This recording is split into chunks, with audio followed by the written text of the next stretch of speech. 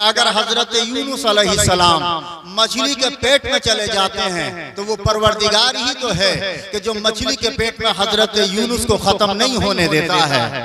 जरा ऊंचा बोलो सुभान अल्लाह। आप भी जानते हैं, हम भी जानते हैं, हम खाएं कोई चीज खाएं, जानवर खाएं, परिंदे खाएं, चरिंद खाएं, कोई भी खाए, हमारा आपका मैदा सबको गला देता है, खाना हजम हो जाता है।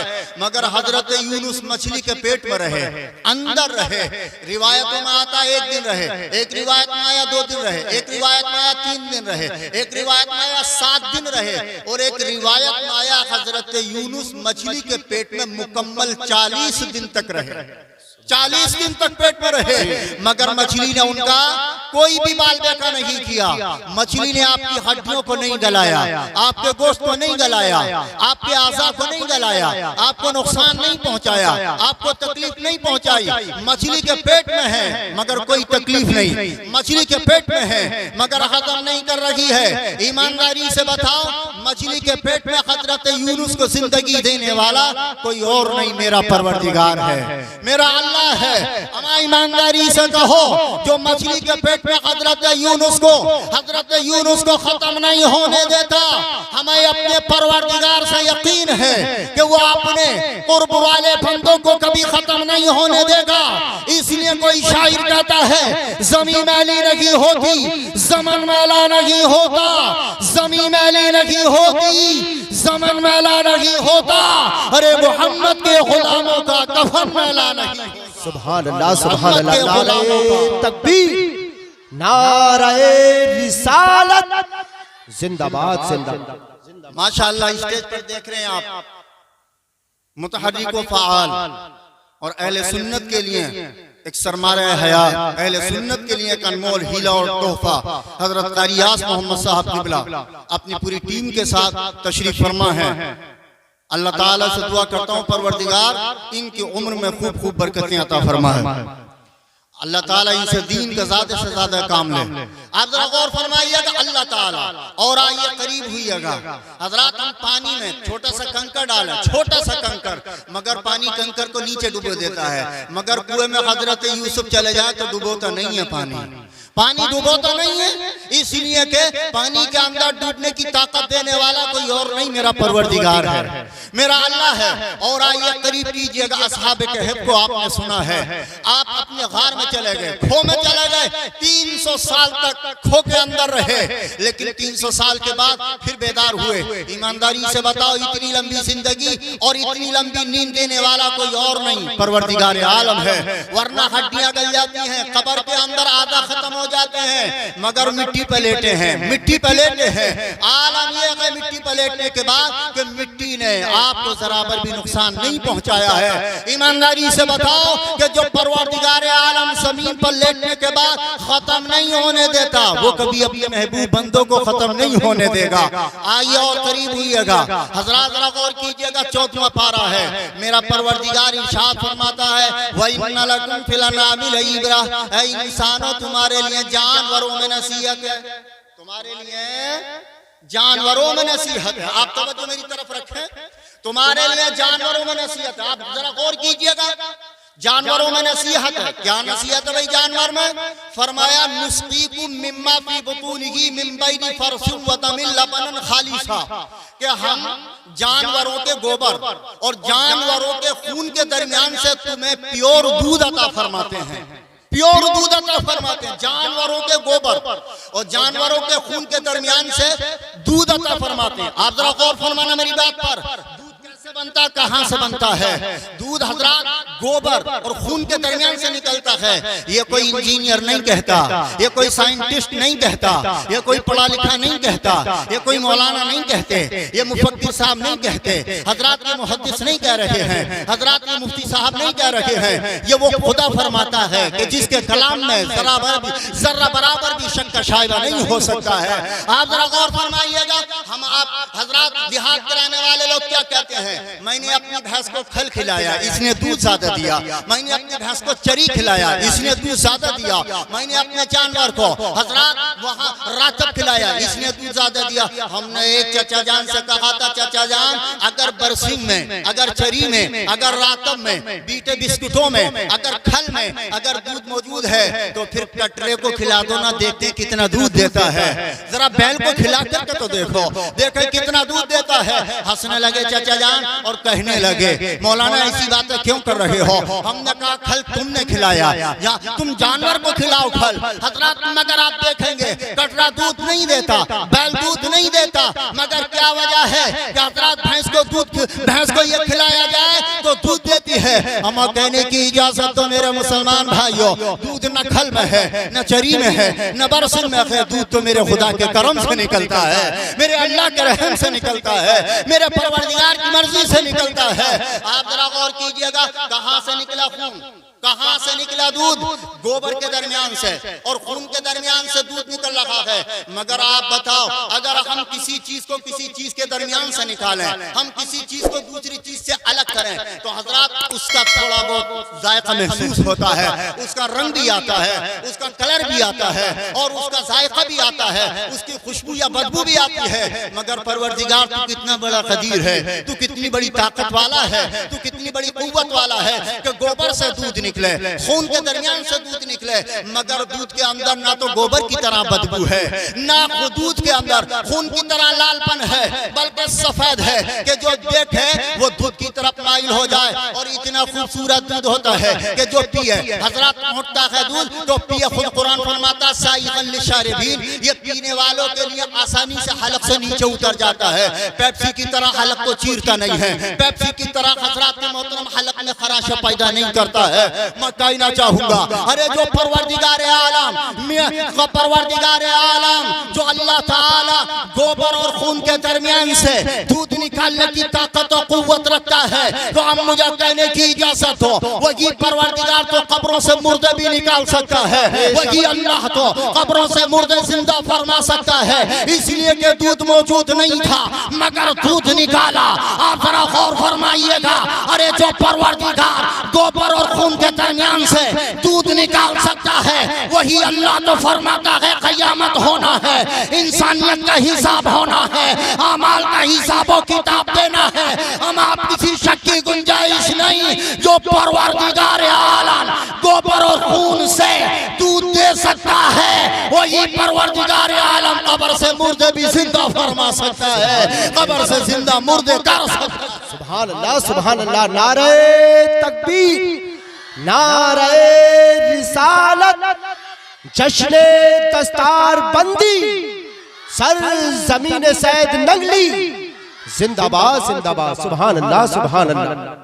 जी जी, ये लिहाजा पता चला उन लोगों का अकीदा कि साहब कयामत आने के बाद दोबारा उठाया नहीं जाना है। जरा गौर करें रब की कुदरतों पर, रब की ताकत पर गौर करेंगे तो कहेंगे नहीं, जो रब ने कहा है वही सच्चा है, जो परवरदिगार ने कहा है वही हक है। तो जो हजरात आप और आगे आइएगा, मैं अपने मुकर्ररा वक्त पर इंशाअल्लाह बात खत्म करूंगा। आइए, मैंने जो आयत करीम तिलावत की है उसके पस मंजर में भी कुछ बातें आपसे अर्ज करूं। मेरी बात बड़ी गौर से सुनिएगा, मैं आमाल की बात आपसे करने लगा हूं। कुरान फरमाता है मन आमिला सालिहन मिन ज़करिन औ उन्सा व हुवा मुमिनुन फलनुहयियन्नहु हयातन तय्यबा, कि जो भी नेक अमल करे, चाहे मर्द हो के औरत, चाहे मर्द हो के औरत, लेकिन नेक अमल करे, अल्लाह फरमाता हम उसे पूरा बदला अता फरमाएंगे, हम उसके काम का, उसके आमाल का पूरा बदला अता फरमाएंगे। उसे नुकसान नहीं दिया जाएगा, घाटा नहीं दिया जाएगा, जीएसटी ना लगेगी, वहां से घाटा नहीं किया जाएगा, वहां काटा नहीं जाएगा, बल्कि अल्लाह इजाफा फरमा के, अल्लाह उसमें नेकियों में बरतरी फरमा कर, अल्लाह अपनी मर्जी से हजरात मोहतरम और सवाब अता फरमा करके न जाने कितने लोगों को जन्नत की बहारें अता फरमाएगा। आइए, मैं आपके सामने हजरात एक मौलाना साहब हैं, उनके बेटे जवान होने लगे, जवान होने लगे। गौर कीजिएगा मेरी बात पर, मैं बड़ी नफीस मिसाल देकर के आप तक पहुंचा रहा हूं बात। इंशाअल्लाह अगर गौर किया आपने तो मजा आएगा। हजरात नौजवानी की दहलीज पर कदम रखा, मुफ्ती साहब ने अपने बेटे को करीब बुलाया और कहा बेटा अब तुम नौजवानी की दहलीज पर कदम रख रहे हो, पहले तुम नमाज नहीं पढ़ता थे तो गुनाह नहीं मिलता था, तुमने रोजे न रखे थे तो गुनाह नहीं मिलता था, अगर तुमने नेक अमाल न किए तो गुनाह नहीं मिलता था, मगर ऐ मेरे बेटे अब तुम उस चीज पर पहुंचने वाले हो, अब तुम हद बुलूग के करीब पहुंचने वाले हो कि अगर नमाज ना पढ़ोगे तो गुनाह मिलेगा, रोजा ना रखोगे तो गुनाह मिलेगा, आमाल अगर नेक ना करोगे तो गुनाह मिलेगा। कहा और इरशाद फरमाया ओ मेरे बेटे, मैं ये जो कच्ची पेंसिल उनके हाथ में थी, एक कागज उनके हाथ में था और उस कच्ची पेंसिल से हजरत मुफ्ती साहब किबला कुछ लिख रहे हैं और बेटे से कहने लगे बेटा तुम जवान होने के करीब हो, मगर अपने अंदर इस कच्ची पेंसिल की तरह खूबी पैदा कीजिएगा। जरा तवज्जो कीजिएगा मेरी बात पर, इस कच्ची पेंसिल की तरह अपने अंदर खूबी पैदा कीजिएगा। हजरत वो बेटा बोला जो अभी दहलीज पर कदम रख रहा है जवानी की, वो कहने लगा मुफ्ती साहब किबला अब्बा हुजूर बात मेरी समझ में नहीं आ रही, आप फरमा रहे हैं कच्ची पेंसिल की तरह अपने अंदर खूबी पैदा कीजिएगा। कच्ची पेंसिल की तो कोई औकात नहीं है, कोई हैसियत नहीं है, कोई हैसियत नहीं है, इसका तो आलम यह है कि 2 रुपए की 3 रुपए की पेंसिल मिलती है, बच्चे इसको छीलते हैं, काटते हैं और इसे नालियों में फेंक देते हैं, इसका कचरा बना करके हजरात इसे गंदियों में डाल दिया जाता है, नापाकियों में डाल दिया जाता है, नालियों में डाल दिया जाता है। मगर आप फरमा रहे हैं कच्ची पेंसिल की तरह अपने अंदर खूबी पैदा कीजिएगा। कहा मुफ्ती साहब किबला ने, हाँ बेटा जो मैं कहता हूँ हक कह रहा हूँ, अपने अंदर खूबियां पैदा कीजिएगा और कच्ची पेंसिल की तरह कीजिएगा। कहा अब्बा हुजूर जरा बयान तो कीजिएगा कच्ची पेंसिल में खूबियां हैं कितनी हैं, कौन कौन सी, मेरी बात गौर से सुनिएगा कहीं जुमले इधर उधर ना हो जाएं। हजरात गौर कीजिएगा। कहा उन मुफ्ती साहब किबला ने बेटा ये कच्ची पेंसिल है, कहा अब्बा हुजूर देख रहा हूँ, कहा ये यहाँ पर रखी है दरी पर, तख्त पर रखी हुई अब्बा हुजूर देख रहा हूँ, अगर मैं इसको अपने हाथ में ना लूं और हाथ में पकड़ करके कागज पर ना चलाऊं, अगर इसको अपने हाथ में ना लूं और फिर कागज पर रखकर इसे ना चलाऊं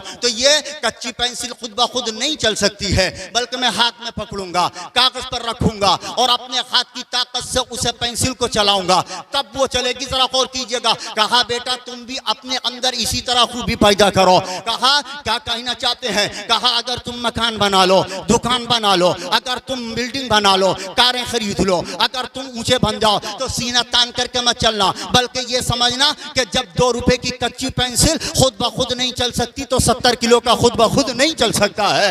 हजरात ये हमेशा दिमाग में रखना, अगर कच्ची पेंसिल खुद नहीं चल सकती तो ये इंसान खुद नहीं चल सकता, ये इंसान खुद नहीं बोल सकता, ये इंसान खुद नहीं सुन सकता, ये इंसान खुद नहीं सोच सकता, ये इंसान खुद नहीं खा सकता, ये इंसान खुद समाप्त नहीं कर सकता। कहा क्या कहना चाहते हैं? कहा बचपन है 1.5 साल का, 1 साल का, कान है मगर सुनता नहीं है, हाथ है मगर पकड़ता नहीं है, पैर है मगर चलता नहीं है, ज़बान है मगर सही से खाता नहीं है, आंख है मगर देख नहीं पाता है, दिल है मगर हजरात कुव्वत नहीं है, दिमाग में मगर सलाहियत समझने की नहीं है। कहा हजरात तमाम चीजें मौजूद है मगर न चल सकता है, न सुन सकता है, न बोल सकता है। खुदा कहना चाहता है मगर परवरदिगार आलम की ताकत देखें। हजरत ईसा अलैहिस्सलाम पालने में लेटे हैं तो बोलने की ताकत अता फरमा देता है। अमा कहने की इजाजत दो, जो परवरदिगार आलम ने कहा अगर तुम ऊंचे बन जाओ तो कभी ये मत समझना मैंने किया, मैंने किया, मैंने किया, इसलिए कि जब कच्ची पेंसिल खुद ब खुद नहीं चल सकती तो हम और आप भी खुद नहीं चल सकते। इसका फायदा क्या होगा? वालिद साहब ने कहा इसका फायदा यह होगा, हदीस का मफहूम है ला यदखुलुल जन्नता मन कान फी क़ल्बिही मिस्क़ालु ज़र्रतिन मिन ख़र्दलिन मिन किब्रिन औ कमा क़ाल रसूलु सल्लल्लाहु अलैहि वसल्लम। अल्लाह के हबीब ने फरमाया कि जिस बंदा मोमिन के दिल में अगर लैटे के दाने के बराबर, राई के दाने के बराबर भी घमंड होगा, अल्लाह उसे जन्नत अता नहीं फरमाएगा। अल्लाह को तकब्बुर करने वाले पसंद नहीं है, अल्लाह को घमंड करने वाले पसंद नहीं है, अल्लाह को ऊंची गर्दन करके चलने वाले पसंद नहीं है, घमंड और गुरु दिल में लिए हुए पसंद नहीं है, गरीबों और हजरात मजदूरों को धुतकारने वाले अल्लाह को पसंद नहीं है, गरीबों का गला मसलने वाले अल्लाह को पसंद नहीं है, ताकत और घमंड के बलबूते पर लोगों की मेंढे काटने वाले अल्लाह को पसंद नहीं है। हजरात कहना चाहता है अगर ऊंचा मकान बना लो, दुकान बना लो, कारोबार कर लो, अगर तुम ऊंचे बन जाओ तो कभी ये मत समझना मैंने किया, मैंने किया, मैंने किया, मैंने किया, किसी की मैं नहीं चलती। तकब्बुर सासील रखवार कर बजिंदाने लानत गिरफ्तार कर। अरे तकब्बुर शैतान ने किया तो नमाज़ें बचा ना सकी, इबादत बचा ना सकी, उसके सजदे उसे ना बचा सके। यही तो कहना चाहते हैं हज़रत मुफ्ती साहब क़िबला कि अगर कोई ऊंचा हैसियत हासिल कर लो, हमेशा इस बात पर गौर करते रहना कोई चलाने वाला मुझे चला रहा है। वाह वाह, सुभान अल्लाह, सुभान अल्लाह, सुभान अल्लाह। कोई चलाने वाला मुझे चला रहा है, कोई चलाने वाला चला रहा है। कहा बेटे ने अब्बा हुजूर आपने तो बड़ी यकीनन कीमती बात इरशाद फरमाई। कहा इसके अंदर एक खूबी और है, बस मैं इसी पर अपनी बात खत्म करूंगा इंशाल्लाह, बात कच्ची पेंसिल की सुना करके। गौर से सुनिएगा बात को, तवज्जो के साथ में। एक मर्तबा और जरा कलमा शरीफ पढ़ना, ला इलाहा इल्लल्लाहु मुहम्मदुर रसूलुल्लाह सल्लल्लाहु अलैहि वसल्लम, सुबहान अल्लाह, अल्हम्दुलिल्लाह, अल्लाहु अकबर, इस्तिगफार, कलमे की तस्बीहें, दुरूद पाक की लड़ियां, सलात व सलाम के टुकड़े आप पेश करते रहा कीजिएगा। हजरात, अल्लाह के हबीब फरमाते हैं जिस बंदे ने सुबह में 100 मरतबा सुबहान अल्लाह, शाम में 100 मरतबा सुबहान अल्लाह कहा, अल्लाह के हबीब फरमाते हैं अल्लाह उसे 100 हज्जों का सवाब अता फरमाता है। सुभान अल्लाह। अल्लाह उसे 100 हज्जों का क्या कहने पर सुबहान अल्लाह, 100 मरतबा सुबह में, 100 मरतबा शाम में। मिशकात शरीफ पेज नंबर 202 पर यह हदीस पाक है। शाम में, और या ईमानदारी से बताओ, अगर खुदा का नाम पढ़ने से अगर सवाब नहीं मिलेगा तो किसका नाम पढ़ने से सवाब मिलेगा? सुबहान अल्लाह किसी और का नाम नहीं है, मेरे परवरदिगार का नाम है, मेरे अल्लाह का नाम है। हजरात जरा गौर कीजिएगा, कहा कच्ची पेंसिल की तरह खूबी पैदा कीजिएगा। कहा एक खूबी और है इसके अंदर। कहा क्या?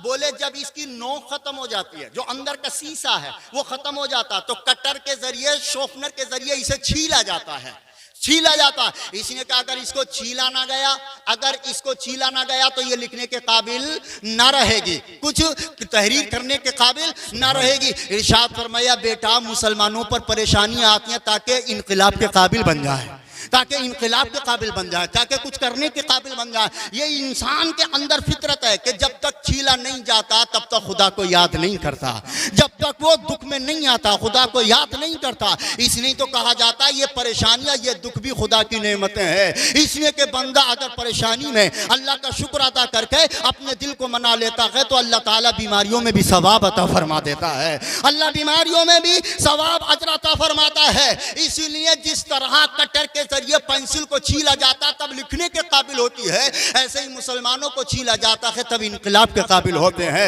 यही तो किसी ने कहा है, इस्लाम की फितरत में कुदरत ने वो लचक दी है, इस्लाम की फितरत में कुदरत ने वो लचक दी है, जितना ही दबाओगे इतना ही ये उभरेगा, जितना ही दबाओगे इतना ही ये उभरेगा। कहा एक खूबी और है मुफ्ती साहब किबला ने, 5 मिनट में अपनी बात पूरी करेंगे इंशाअल्लाह। जरा तेजी के साथ कलमा शरीफ और सुनाते, ला इलाहा इल्लल्लाहु मुहम्मदुर रसूलुल्लाह सल्लल्लाहु अलैहि वसल्लम। कहा बेटा और कीजिएगा बात पर। कहा बेटा ये कच्ची पेंसिल है। बोला अब्बा हुजूर मैं देख रहा हूं। 2 खूबी आपने बता दी। एक खूबी यह है कि ये पेंसिल खुद ब खुद नहीं चलती है, दूसरी खूबी यह है कि जब ये लिखने के काबिल नहीं रहती तो इसको छीला जाता है। कहा बेटा इसके अंदर एक खूबी और है। कहा अब्बा हुजूर बताइए क्या है इसके अंदर खूबी? इरशाद फरमाया कि इसके अंदर का जो काला शीशा, काला काला काला शीशा, छोटे सीन से दोनों काला शीशा है, वो लिखने के काबिल आता है, वो लिखने के काम में आता। ऊपर का जो खोखला है, ऊपर की जो लकड़ी है वो लिखने के काम में नहीं आती है, लिखने के काम में अंदर का शीशा आता है। इरशाद फरमाया बेटा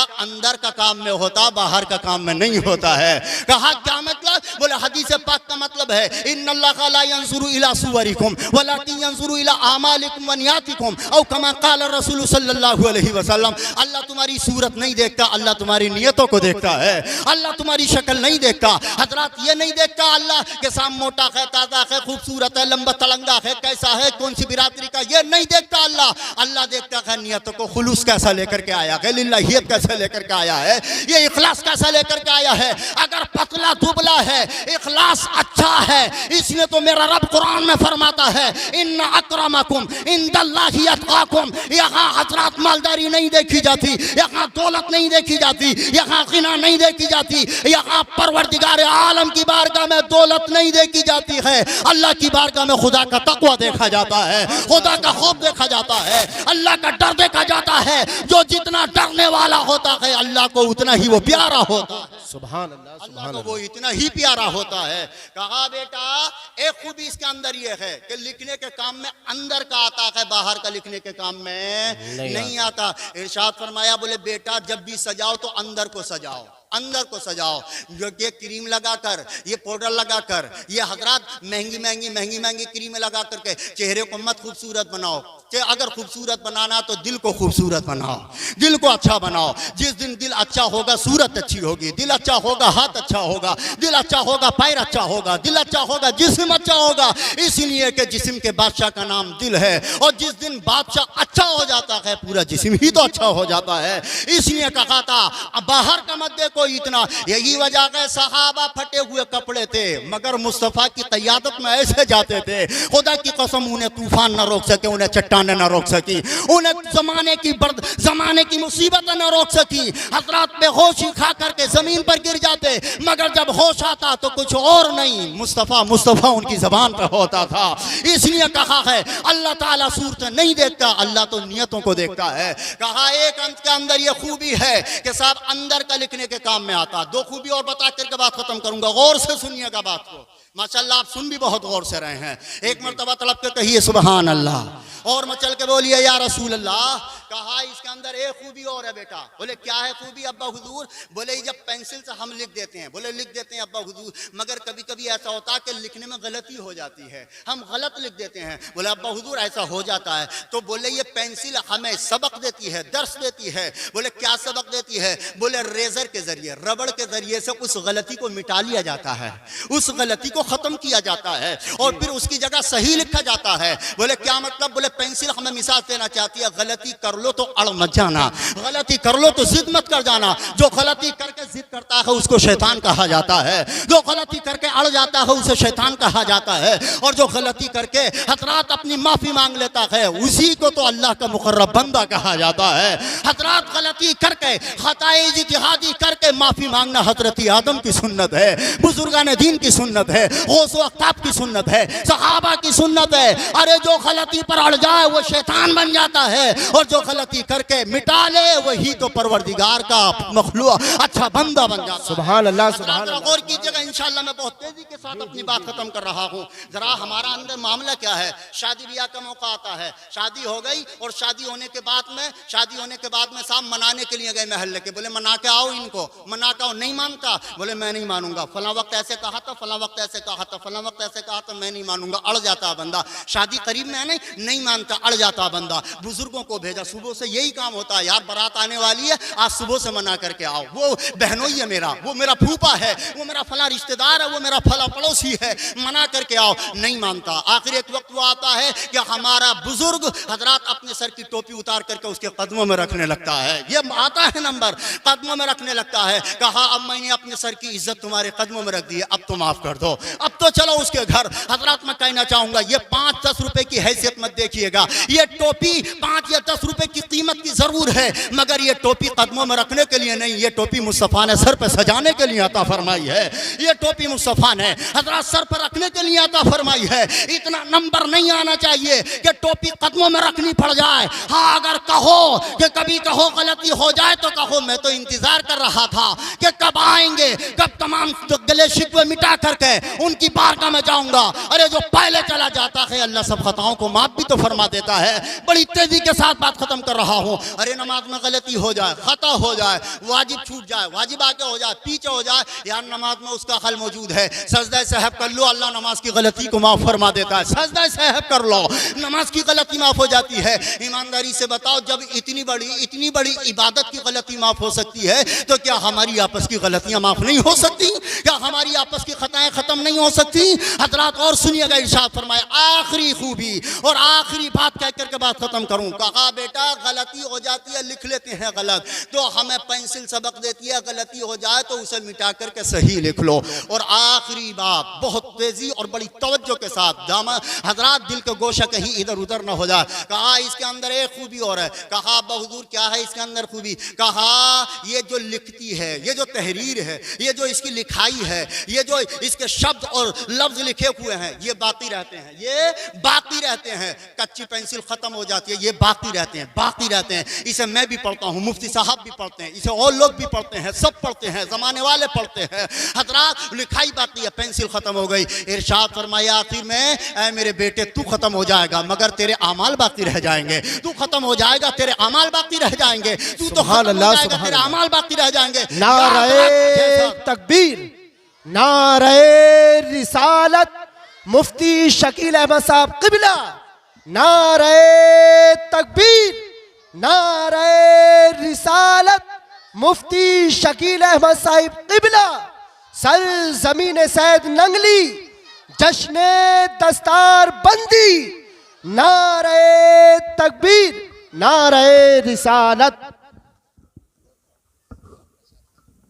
हजरात, अब हिंदुस्तान का वो अजीम खतीब जिसके लिए हजरात लोगों को लाइन में लगना पड़ता है, हजरत अल्लामा कारी शकील अहमद साहब क़िबला तशरीफ ला चुके हैं। मेरी बात खत्म हो गई, लिहाजा पेंसिल में 5 खूबियाँ थी, कहा अपने अंदर ये 5 खूबियाँ पैदा करो। नंबर एक हजरात मोहतरम, ये खुद नहीं चलती। बंदा सोचे हम खुद नहीं चल सकते, कहा इसके अंदर का काम में आता है, हमें अंदर का संवारना है। इरशाद फरमाया इसको छीला जाता है, हमें भी कभी कभी तकलीफ पहुंचाई जाती है। कहा इसके अंदर एक खूबी यह है कि गलती हो जाए तो मिटा ली जाती है, हमसे कभी खता हो जाए तो हमें खत्म कर लेनी चाहिए। आखिरी खूबी इसके अंदर यह है कि इसकी तहरीर बाकी रहती है। ऐ बंदो, ऐ मेरे मुसलमान भाइयों, हम चले जाएंगे दुनिया से, मगर हमारी नेकियां या हमारी बुराइयां बाकी रह जाएंगी। अल्लाह ताला हमें आपको सबको अक्ल सलीम के साथ में दीन पर चलने की तौफीक अता फरमाए। इन 2 शेरों पर अपनी बात खत्म कर रहे हैं। दोनों जहां में तुम्हें मतलूब गर आराम है, दोनों जहां में तुम्हें मतलूब गर आराम है। उनका दामन थाम लो जिनका मोहम्मद नाम है, उनका दामन थाम लो जिनका मोहम्मद नाम है। और न दौलत से, न शोहरत से, न घर आबाद करने से,